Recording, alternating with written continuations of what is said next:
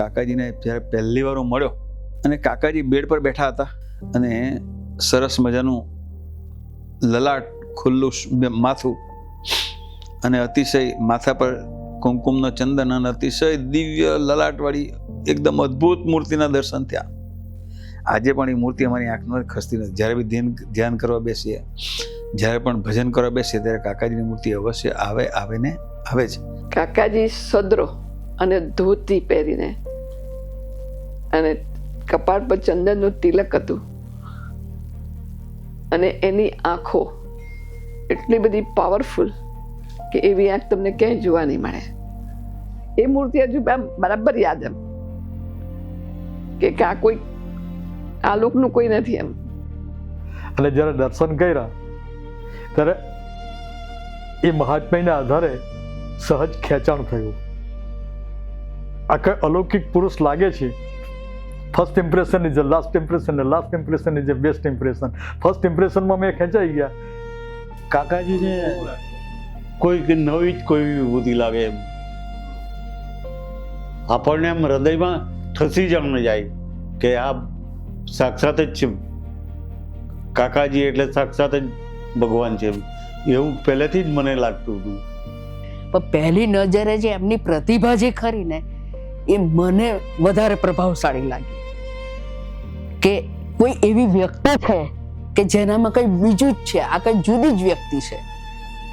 એટલો તો અનુભવ મને થયો અને મારાથી એમને આ જ જોડાઈ ગયા. 1973માં કાકાજી મને જૂના મંદિરે ઠાકોરજીનું પાન ધરાવ્યું હતું તે જોયા તે એકદમ યાદ છે. એમણે મને કહ્યું કે તારદેવ ચાલો આપણે કાકાજીના દર્શન કરવા જઈએ. અને ત્યારે કાકાજી સોફામાં બેસીને એમની જે અદા છે આમ પગ લાંબો ને એક આમ સોફામાં જે બેસવાનો અત્યારે એમની જે મૂર્તિ છે એ જ આખી એકદમ હજુ મને યાદ છે સ્મૃતિ.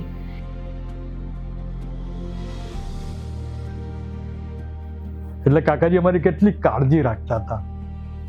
અને સાથે બેસીને જમવાનું થાય ત્યાં પ્રવીણભાઈનું સાથે હોઈએ તો કાકાજી શું કરે, રોટલી કે રોટલા બનાવેલો હોય તો એને અંદરનો વચ્ચેનો ભાગ ખાય એટલે પેલા દાંતથી ચવાય ને ઉપરની જે કોર હોય સાઈડની પ્રવીણભાઈ હાથે અમને બંનેને વેચી દે. તો હું પગે લાગી તો એમણે મને પટેલની રીતે એક વ્યવહાર કર્યો. તો એ પ્રમાણે એમને મને 11 રૂપિયા આપ્યા હતા કે એક દીકરી મળાવે એ રીતે.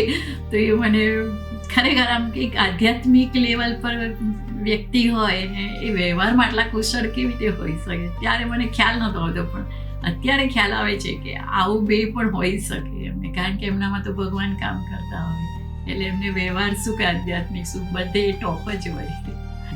દીકરી માનીને જ 11 રૂપિયા આપેલા અને કહ્યું હતું કે હા પેરિસ તમારું બધું સરસ થઈ જશે.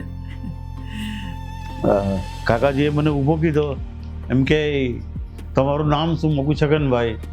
પછી મગનભાઈને ઉઠાડ્યા. ઓહો આ તો એમ કે જૂના નામ આવ્યું કે બંનેના છગનભાઈ ને મગનભાઈ કે બે જૂના નામ આવ્યું. હો બહુ ખુશ થઈ ગયેલા છે.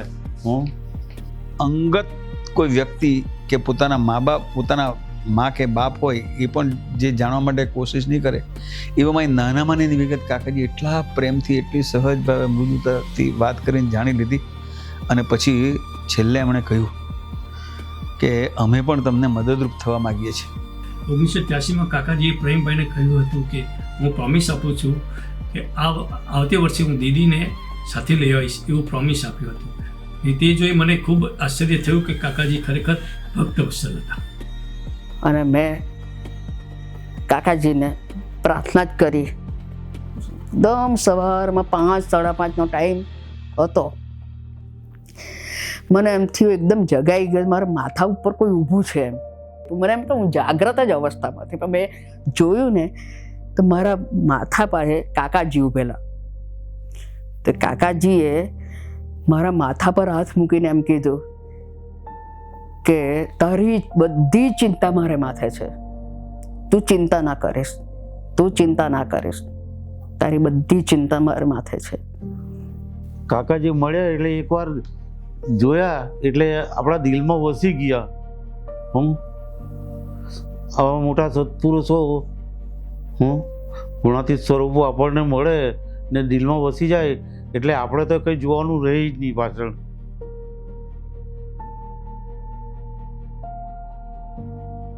કાકાજીએ એવું જોરમાં ધબ્બો મારી આપ્યો મને, જા તારે એમ કે તમારે કે કોઈ જાતનો કંઈ વાંધો નહીં આવે એમ કે તમને એમ કે એમ ગેરંટી સાથે મને એમ અંદર થઈ ગયું કે આવી ગેરંટી કોઈ આપે નહીં કે કંઈ વાંધો નહીં આવે. બરાબર ધૂન પૂરી થઈ પછી કાકાજી કૃપા કરી અદ્ભુત, જેને અમે કહીએ કે વીટો. તો કાકાજી કે જો પ્રવીણભાઈ, ઠાકોરભાઈ, આજે હું તમને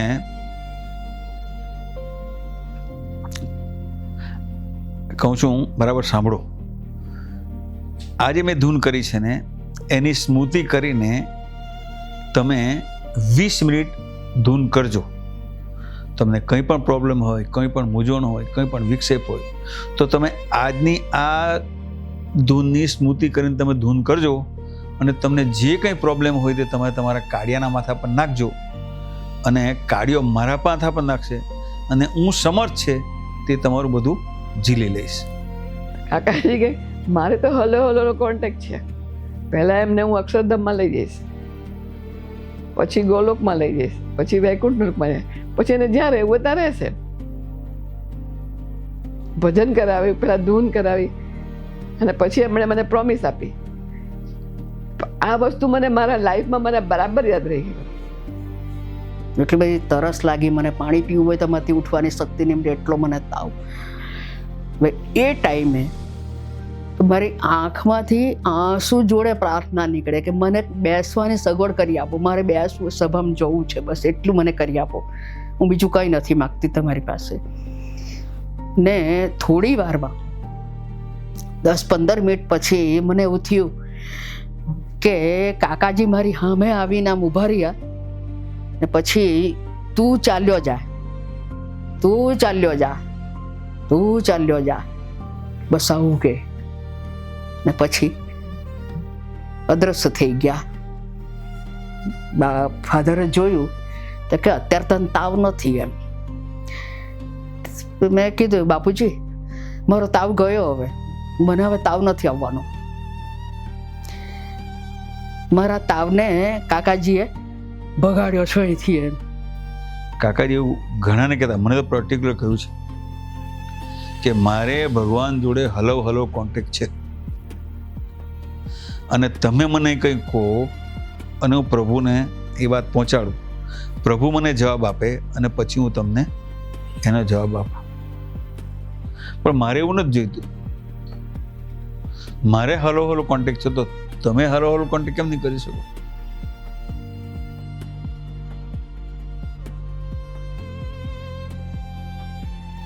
કાકાજી કહેતા થાય તો સારું, ન થાય તો ઘણું સારું. ભગવાન આગળ પાછળ આપણી પાછળ ફરતા જ છે. એ કાકાજી આપણને શીખવતા ને તે પ્રમાણે આપણે જીવવાનું છે. માસ્ટર કી, કઈ બી પ્રોબ્લેમ આવે તો ધૂન, કઈ બી પ્રોબ્લેમ આવે, કઈ બી આવે તો કાકાજી ધૂન, આટલું જ, બીજું કાંઈ નહીં. ભજન ધૂનનો સહારો લેવા માટે જે કાકાજીએ જે આપણને ઉપાય બતાવ્યો કે તમે ભજન કરો તો ભગવાન ભળે. કાદવમાં રહીને કમળની જેમ રહી શકાય છે, ત્યારે મને એવો અનુભવ થયો હતો.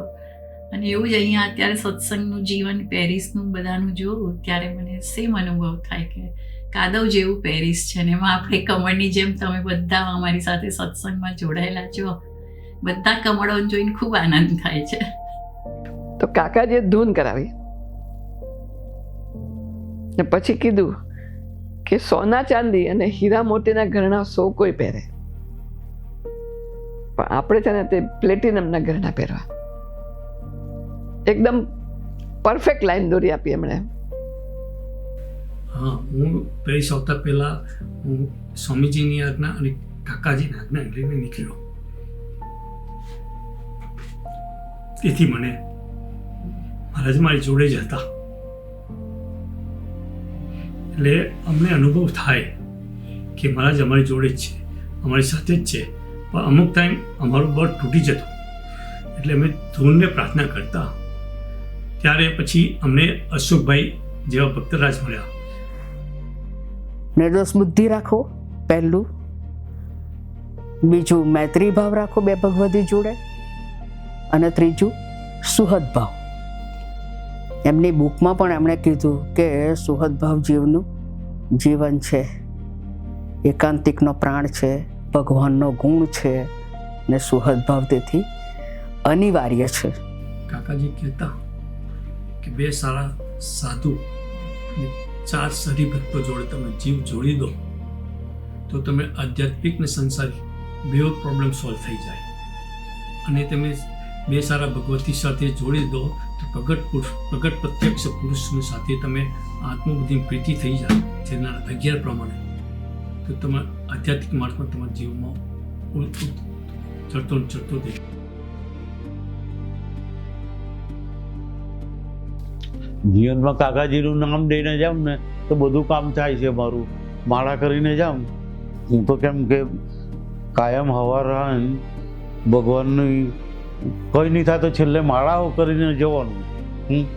મને કાકાજીને એક સરસ એ ગયું કે કાકાજી ધૂન કરવા બેસે ત્યારે એ ધૂન કરતાં કરતાં બાપામાં લય થઈ જાય એટલે એમને કોઈ સમય, કોઈ સ્થળ, કોઈ જગ્યાનું ભાન ન રહે.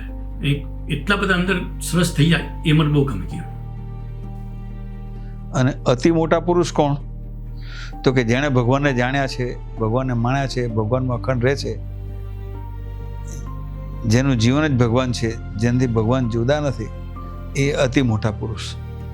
તો કે તમને એવા અતિ મોટા પુરુષ મળી ગયા, તો તમારે કાંઈ કરવાનું રહ્યું નહીં. આવું કાકાજી અમને કીધું. જેવી કાકાજી આનંદમાં રહેતા હતા એ રીતે તમે હું રહી શકો.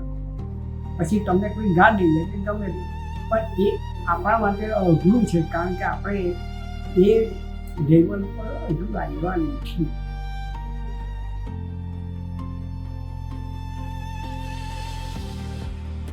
કાકાજી તો ખરેખર યોગીના યુવાન. આજે ને અનંત વર્ષો સુધી કાકાજી યંગ લીડર તરીકે રહેશે ને રહેશે, એ તો પાક્કું. એક જ વાત કરવાની કાકાજીનું માહિતમય, કાકાજી કોણ પુરુષ હતા અને એ પુરુષ આપણને મળ્યા છે. અને આજે બી કાકાજી ગયા નથી, કાકાજી હાજર છે.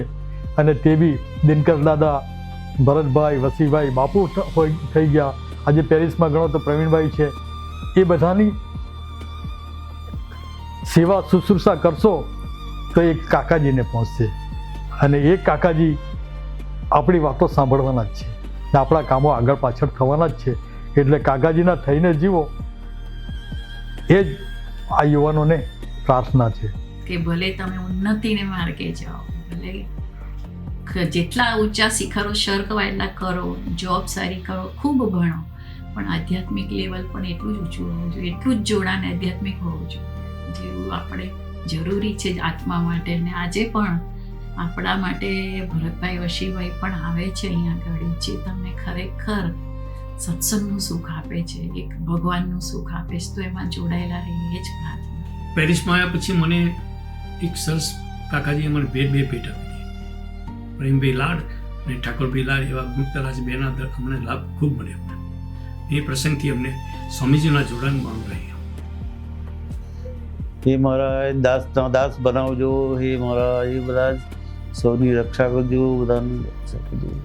દેશના ભાઈઓની, છોકરાઓની, બધા ભણતા વિદ્યાર્થીઓની બધાની રક્ષા કરજો મહારાજ. કોટી કોટી વંદન હે કાકા. અમે સદાય તમારા થઈને જીવીએ, ભગવાનના થઈને જીવીએ, સંતના થઈને જીવીએ. આપના ચરણે પ્રાર્થના, અમને ક્યાંય કોઈ વિઘ્ન આવવા દેશો માં. આપ રાજી છેવા, સદાય રાજી રહેજો. આપનું શોભાડીએ, આપના ગમતામાં વર્તીએ, આપના ભક્તોમાં દિવ્ય ભાવ રાખીએ, આપના ભક્તોના ગમતા વર્તા થઈ જઈએ. એકદમ સહજ ભાવે જીવીએ, સહજતામાં પ્રભુતા, સરળતામાં પ્રભુતા, એવા દિવ્ય ગુણ બક્ષિસ આપો. નિર્દોષ બુદ્ધિ મોટામાં તો છે જ, ભક્તોમાં અખંડ નિર્દોષ બુદ્ધિ દ્રઢ થાય. સમસુરત ભાવને કાયદો, એકતા, એના કાયદામાં રંજ માત્ર જેટલો ફેર નહીં પડે. એવી કૃપા કરજો, કૃપા કરજો, કૃપા કરજો. જય સ્વામિનારાયણ.